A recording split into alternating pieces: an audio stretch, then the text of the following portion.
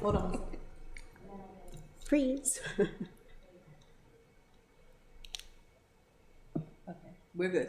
Okay, good morning. The Finance Committee is called to order. I have 10:31 a.m. on March 6th. At this time, I'll accept a motion to approve the agenda. Madam Chair, I move approval of the agenda as written.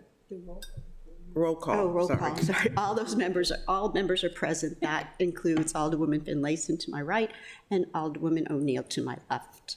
At this time, I will accept a motion to approve the agenda. Move approval of the agenda as written. Second. All in favor signify by saying aye. Aye. At this time, I will accept a motion to approve the meeting minutes of Wednesday, February 21st. Motion to approve meeting minutes, Wednesday, February 21st, 2024. I'll second it. All in favor signify by saying aye. Aye. Aye. Okay. We're going to go right into supplemental appropriations. That being, the first one is supplemental appropriation 26-24. And this, in summary, appropriates $38,300 of fund balance to the Community Legacy Fund. This was not included in last year's budget and will allow installation of a security gate at Bowman Place and other expenses. That's what we have in front of us. Is there anyone here to speak more of the detail? Hi, welcome. Just come on up, press the green light as you know, and introduce yourself.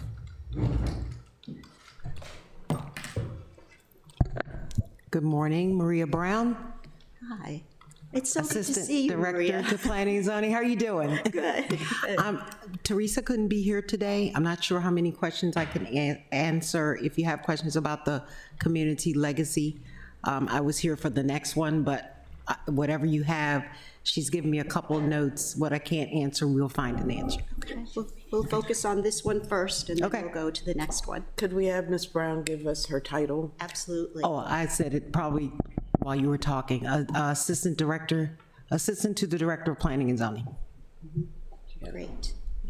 Okay, could you just tell us what you were told to brief us on? Teresa said that these are funds that were left over from an old community legacy grant, which can now be used for special projects in the Clay Street neighborhood. The funds just need to be appropriated. And is there any more description? It has here the installation of a security gate and, quote, other expenses. Do you know of what the other? What the other expenses is, and I'm not sure that she does at this time. Oh, I did not see your hand, Director Dickinson. You had a question, a comment. I just had it up for a moment and then put it down. Jody Dickinson, Finance Director. This is a case where, when we were going through the budget process last year, Community Legacy had some fund balance left over, but didn't have any plans to spend it, or thought it would be finished by the end of the year. And that now, when we closed the year, there was some excess fund balance, and she would like to use it for this purpose. She's now identified a purpose for it. Any questions? Yes, Alderwoman O'Neill. Thank you, Madam Chair. I had a quick question about the security gate. Is this the one that had been discussed on the end of Pleasant Street for that parking lot? Do you know? She said in the Clay Street neighborhood, she wasn't specific. Okay. But if, I don't know how many gates there were in that area. Okay. There hasn't been one at all there, but had been discussion about placing one there. And I guess my question revolves around Whether that's the one that she's talking if that's about. the one, and it does remove some parking access for people that live on Pleasant. Okay, I will ask her, and I can send you an email if you like, clarifying exactly where that gate's going. Thank you. You're welcome. Yeah, Director Dickinson?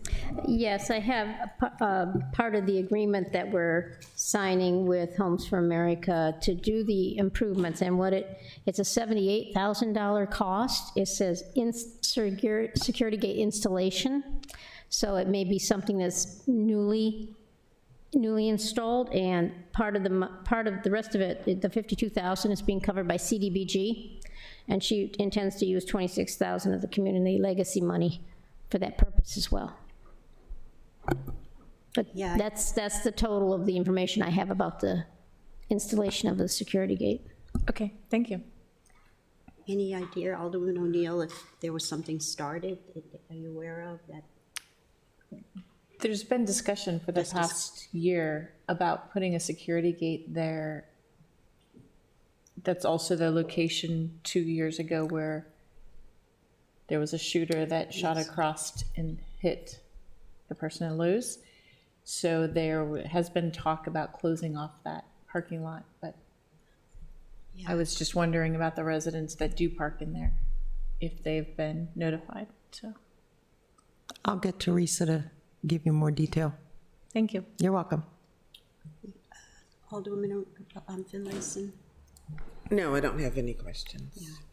I hate to, it sounds important, I mean, I hesitate to stop, but I think the sense of the committee is that we need more data.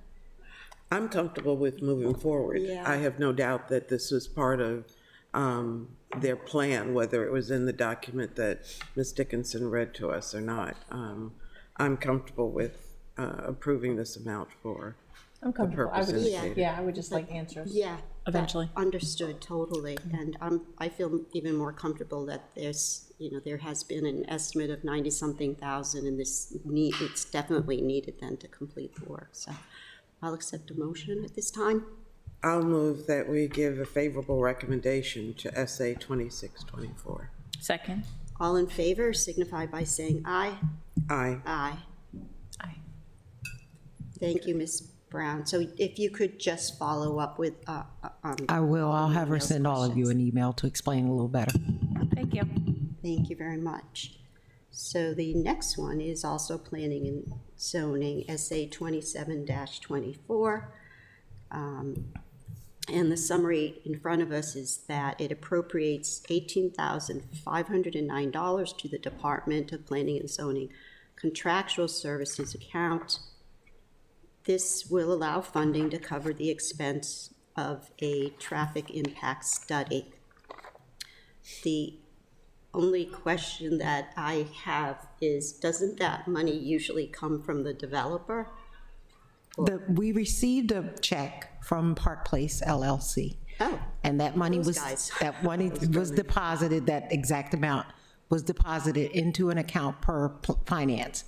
But my understanding was when it was time to pay the invoice, that money had to be moved from where it is now to another account. When we requested that the money be moved to pay the invoice, there's not enough money in that account that it needs to be moved from. And so we had to come to you all to get approval to have that money moved into the correct account so we can pay the invoice. And Jody can probably, probably explain a little better as far as that. yeah. moving. Director So Dickinson. anytime we get an additional revenue source that we need to spend, that's the revenue side. We received the revenue and we deposited it. They need authority to spend it, which is what you give when you increase this appropriation for them. A supplemental appropriation increases the budget authority for them to spend it. Was this traffic impact study already done? It's Linhart, done by Linhart Traffic Consulting. Right, because Did they already do the study? Yeah, we received the invoice, so I'm assuming the work is done, yes. this is related to Taylor Avenue, the circle? Yes, Yeah. yes, because the money came from Park Place LLC. Are you aware of that? What would you call it? The developer agreed to do some traffic improvement on Taylor Avenue to make that corner, I guess, less precarious. I think isn't it a normal process that the developer pays for the traffic impact study. Yes, we've done this And before. then this is the process to move that, it's listed as a donation here, move it into an expenditure column from Ms. Dickinson. So that it, right, so the invoice can be paid. I believe the last time, it just so happened that when the invoice came in, there was enough money already in that expense account. And then it was, of course, going to, reimburse